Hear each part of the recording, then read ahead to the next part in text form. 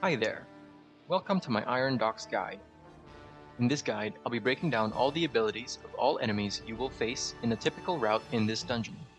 I'll upload the VODs seen in this video separately as well, and also a routes video in the future, so be sure to subscribe if you want to see those. Just like with my previous guide, I'll be marking important or impactful mob abilities in red, and non-important and low damaging abilities in green. Note that ability tooltips are not absolute values in any way, as these values are for normal versions of these dungeons at level 35. Without further ado, let's begin. First pull of this dungeon generally consists of a handful of mobs led by a champion. I'll be breaking down the champions in order of most likelihood you'll be facing them. But before the first champion, we go to the first pull of the dungeon. They'll likely be fighting 3 unique grunts. Grom'kar Footsoldier. According to their ability table, they have 3 abilities. The first is Charging Slash, where they charge to a player, slashing them and applying a bleed. This bleed is rather painful, so be careful. Foot soldiers also cast Tactical Kick, dealing instant damage. As far as I can tell, it can only ever be used on the tank. I'm unsure if it interrupts, so tanks, be on the lookout for this. The ability table also mentioned an ability called Demoralizing Roar, which reduces the damage dealt by players by 15% for 20 seconds. I haven't seen this ability in my runs, so it may no longer exist. Beware of its effect if it is cast in your runs though. The next mob is the Grom'kar Incinerator. They primarily cast Incendiary Slug. They cast this once about every 2 seconds, so they use it a lot. You cannot interrupt it, and it applies a stacking magic debuff to a party member. It does a good amount of damage, and when stacked, can be potentially lethal to the player. You'll need to dispel this healers. Grom'kar Incinerators also cast Shrapnel Blast at the tank, dealing instant damage to the tank and any players within 15 yards of that tank.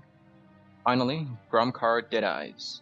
They primarily cast Iron Shot, which deals damage to a random player. Grom'kar Deadeyes also cast Leg Shot at a random player, reducing their movement speed by 65% for 5 seconds. It's not too dangerous. Among these mobs, the bleed from the foot soldiers and the incendiary slugs from the incinerators pose the greatest threat to the group. Keep an eye out for those, and beware when pulling to avoid pulling more than your healer can handle. Near to the first pull, there is the first champion. Sometimes the champion is pulled in. The Grom'kar Battlemaster. The Battlemaster is a strong enemy with 3 abilities. Just like foot soldiers, the Battlemaster charges at a player applying a bleed. The Battlemaster also chains a player and pulls them towards him, dealing some damage. These gap closer abilities are cast by the Battlemaster so that the Battlemaster can wreak havoc, with his main ability, Bladestorm. Not unlike the Bladestorm warriors have, the Blademaster spins for 4 seconds, dealing damage to all nearby players every second. Stay out of melee to avoid this damage.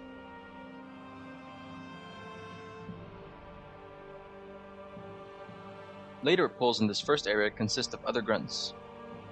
Grom'kar Technicians, for example, cast Fling Hammer, which deals some damage to a random player.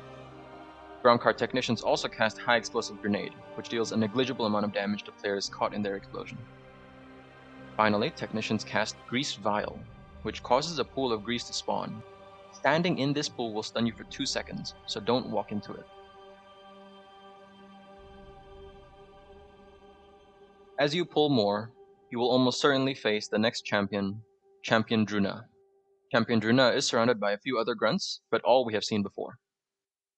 Champion Druna has a permanent aura, which causes her and her allies within 20 yards to deal 15% increased physical damage. Often not the best idea to do a large pull, which includes this champion. Champion Druna also casts Barbed Arrow Barrage, occasionally letting loose a barrage of arrows, setting some of the nearby area aflame. Do not stand in circles and do not stand in flames. Very close to Champion Druna is the next champion, Siegemaster Olugar. Some people pull Siegemaster Olugar with Druna, others with the mini-boss. Regardless, Olugar is a madman. First, he casts Shattering Strike, slamming the ground and dealing some damage to all players within 6 yards. He immediately follows that up with Throw Gatecrasher, where he throws his weapon. That causes an earthquake at the impact point, which deals continuous damage to players for a short duration. Since he'd thrown his weapon, he is now unarmed and now fights with his fists, attacking with greater ferocity. Through Pit Fighter, making him attack 70% faster. The last champion is the one you're least likely to pull, as it is rather off to the side. Pitwarden Gwarnok is very similar to the Battlemaster faced earlier. He casts Charging Slash, charging at a player applying a bleed. Chain Drag, pulling a player into him, dealing damage, and Blade Storm, spinning for 4 seconds, dealing damage to all players near him. However, Gwarnok also casts Brutal Inspiration, increasing nearby allies' attack speed by 50% and attack damage by 15% for 12 seconds. It is a rather dangerous ability, and it may prove to be cause to avoid this pack. As a brief recap, before the first boss, in packs, you'll have to look out for damage intake from Charging Slash and Incendiary Slugs, stun pulls from Technicians, whirlwinds from the Battlemaster and Gwarnok, Gatecrasher from Olugar, and burning arrows from Champion Druna. After defeating grunts and a few champions, you now face the first boss, Fleshrender Nok'gar. To start the fight, the boss exclusively casts only one ability, Barbed Arrow Barrage. Just like the one cast by Champion Druna, it sets the nearby area aflame, but the boss spawns more arrows, so don't stand in circles and don't stand in flames. At 50%, Nok'gar dismounts Dreadfang and the fight becomes a 2-target fight. Dreadfang will be at 50% and Nok'gar will be at 100%. Dreadfang, after a short delay, charges forward in the direction he's facing by casting Shredding Swipes. This will kill you if you are in front of him. In my experience, he only casts this once after he's dismounted. Dreadfang also casts Savage Mauling. Dreadfang will lock onto one player, not the tank, and inflicts damage to them every second for 6 seconds. Make sure your healer heals you through this. According to the ability table, Dreadfang also casts Bloodletting Howl, which causes allies to do more damage, but I haven't seen him do this in my run so far. That's all for Dreadfang, and Dreadfang is the more dangerous one, so you'll want to kill him first. Once he's dead, the fight becomes significantly easier. As for Nok'gar, boss still casts Barbed Arrow Barrage, so stay out of fire. But additionally, he also casts Reckless Provocation, which grants the boss a magic buff which causes any player that hits him to be feared for 3 seconds. This occurs after a 2-second cast time, so you'll want to dispel it the second it's applied to the boss. Many classes can dispel this. Mages, Shamans, Priests, Demon Hunters, Warlocks. There are many options. In my route, after the first boss, I opt to pull a bit more, including a pack of 2 Nathrezines. But if you don't, you'll head on to the Rolling Balls portion of the dungeon. On your way to the next part of the dungeon, there will be 2 Ogron Laborers in your path. You'll want to pull both of them into the path of the wheels up ahead. So everyone else mount up, and tanks charge on ahead and pull them forward. The wheels up ahead can be activated and rolled, instantly killing anything that it rolls through. If you pull these 2 laborers into the path of the wheels, you can kill them instantly. And the trick is, they still give count for enemy forces. However, the Ogron Laborers themselves do also cast a few abilities. First, they cast Flurry, rapidly attacking their current target, the tank. This deals a good amount of damage, so be sure to use some defensive's tank. As for everyone else, they also cast Thundering Stomp, dealing a fair amount of damage to all players within 50 yards of them. While carrying these 2 Ogrons to the path of the wheels, it is likely that they will stomp at least once. This means the healer will need to heal the team, and this might accidentally pull aggro off the tank. To avoid this, the tank will need to actively do damage to these Ogrons and use some abilities to maintain aggro. You'll want to roll over as many mobs as you can. Generally, putting them in general straight lines should kill most of them. But if you don't kill most of them, you might want to pull them for count. But they do give less count than their normal counterparts, so you could opt to skip them and pull extra at the end of the dungeon. Past the rolling wheels portion of the map, you'll face a few new mobs. First of which is the Grom'kar Deckhands. While they are plentiful in number, they only really have one ability, Hatchet Toss, where they throw their blade onto the ground and it spins in place, dealing damage to any in their radius. Just avoid these hatchets. This pack also has a Grom'kar Chainmaster. Just like the Deckhand, they only have one ability, Iron Warcry, where they increase the attack speed of all enemies near them by 25% for 15 seconds.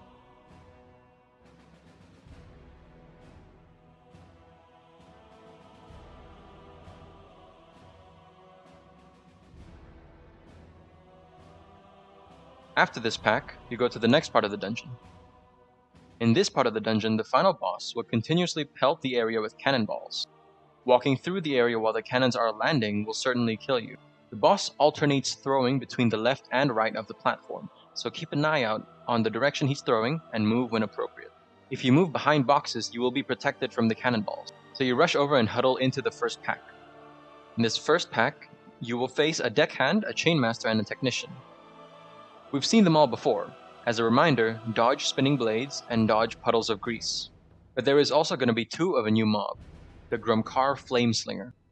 They possess the Flaming Arrow ability, where they shoot a flaming arrow at a random target, leaving a small fire patch below that target.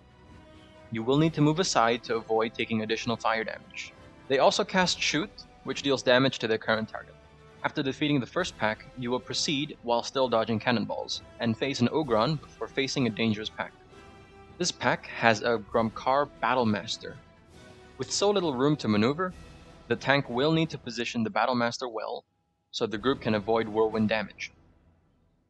Other than that, we've seen all these mobs before, so just burn this pack down and move on to the second boss.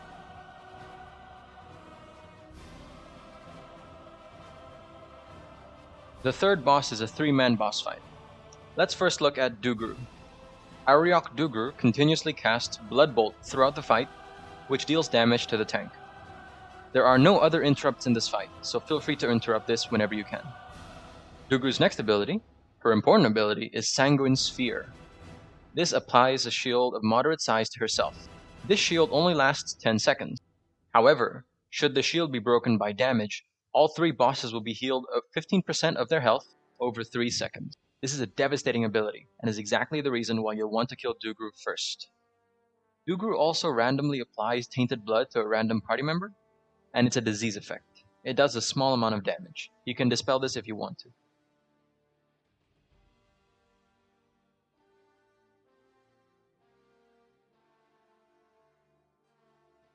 The next person to kill is Nisa Nox.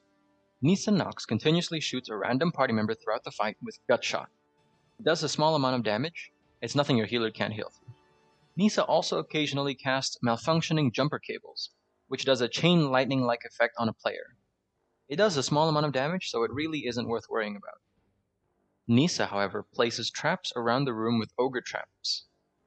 She sets quite a few traps. Should the player be standing still, they generally will not accidentally step over a trap.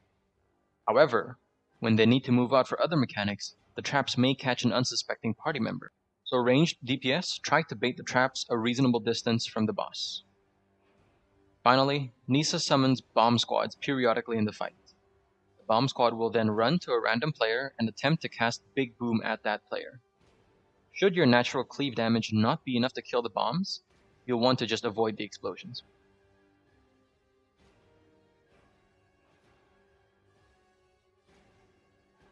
And last for this boss fight, we look at Makhog Emberblade. He only really casts 2 abilities.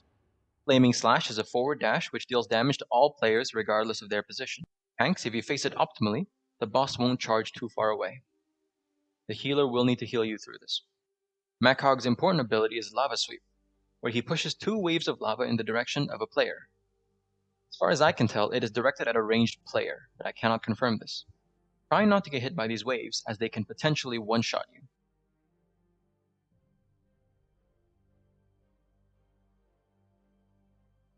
Amazingly, after the third boss, there are only 3 new mobs and 1 champion that you face. The first of the 3 is the Rampaging Clefthoof. The Clefthoof's attacks have a chance to bleed their target through spiny horns. Ouch! The Clefthoof's other ability is Trampling Stampede. The Clefthoof targets a player, from my experience it's always the farthest player, and charges them.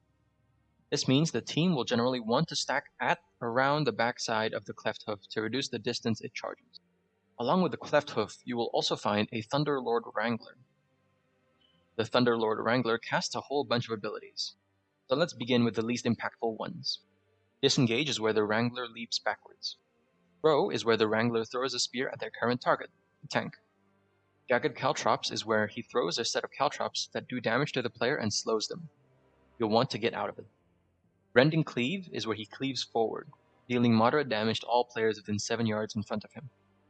Finally, Serrated Spear, likely the ability that will cause your group the most grief, throws a spear and applies a bleed to a player. This bleed is dangerous, and can overwhelm the team if they take unnecessary damage from other abilities. In the second half of this hallway, you'll find Ironwing Flamespitters. Both their abilities cause the Flamespitter to spew lava, which leaves a flame patch. Do not stand in this flame patch. The first ability is Lava Barrage, which causes them to spew lava at nearby enemies regardless of their facing direction. Their second ability, Lava Blast, is where the Flamespitter targets a random party member and spews lava in that direction. You'll want to sidestep that.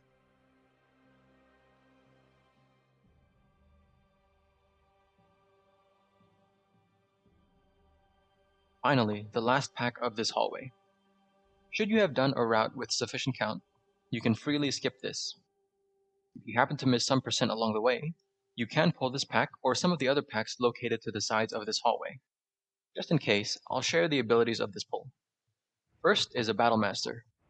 We've seen them before. They chain people in, they charge a player, and they cast Bladestorm. There is also a Siegemaster Rokra, who is identical to Siegemaster Olugar from earlier. Rokra casts Shattering Strike, dealing damage to all players near them, and Gatecrasher, where they throw their weapon causing an earthquake which deals damage to anyone caught in it. While unarmed, Rokra is also a Pit Fighter, increasing their attack speed by 70%. The third ad is Anathrezim. And those are the last ads of the dungeon. Here we enter the third boss. Oshir's first ability is Primal Assault. The boss steps back and goes AFK for a second before he starts slashing forwards.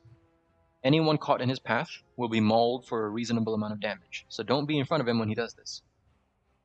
Oshir's next ability is Time to Feed. The boss pounces on a random player, not the tank, and begins to furiously rend them. This lasts for 20 seconds. The player can act and cast spells as per normal, they just can't move. To end this cast early, the boss must take 8% of his health as damage. This is a very important ability. It will almost certainly kill the player, should you not be able to break the player out early. The player can escape with a few tools. Ice Block, Turtle, Blessing of Protection, and Shadow Meld are a few to name. It is not technically a stun, so the player pinned cannot use stun immunities like Human Racial. Oshir's last ability is Breakout. The boss opens a cage in the room which releases one of two animals. The animals released seem to alternate between 5 Ravenous Wolves and 1 Rylak Sky Terror. He first releases 5 Ravenous Wolves. They are untauntable, and they hit hard and frequently. They move fast, so you'll want to gather these wolves up and burn them down quickly. Crowd control like Shadow Fury or Ring of Peace, Leg Sweep are all useful tools to keep the wolves locked down so you can kill them quickly. Then, he could also release the Rylak Sky Terror. The Sky Terror spam casts Acid Spit, which throws acid around the near area. They deal a significant amount of damage. Here, you can CC it with abilities like Polymorph, Hex, and Imprison. Should you choose not to, or fail to CC it, you need to rotate interrupts between your team. If even one cast goes off, it could potentially lead to deaths in the party. Keep it interrupted until it dies, and that's the whole fight.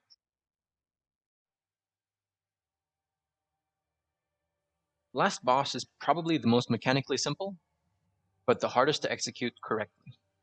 We'll start with Koramar. Koramar is just a normal grunt, but also casts Berserker Leap, jumping 3 times to seemingly random locations. It deals significant damage, but if you don't move, you shouldn't be hit more than once. Throughout this portion of the fight, another boss, Skullok, will be meleeing your tank for a lot of damage, so your tank will need to manage their mitigation well. Through all that, the last boss, Zogosh, will be in his cannon, happily shooting at a player. The cannon shoots 6 bullets at that player. Should any player be in the way of the cannon, they will also take the damage, and the bullet will continue to strike the initial target. After some time, Skullok slams the ground and the entire party gets sent to the back of the room. Skullok then begins to cast Cannon Barrage and throws cannonballs around the area after a 5-second cast time. You must stand behind the boxes or barrels to dodge the incoming barrage.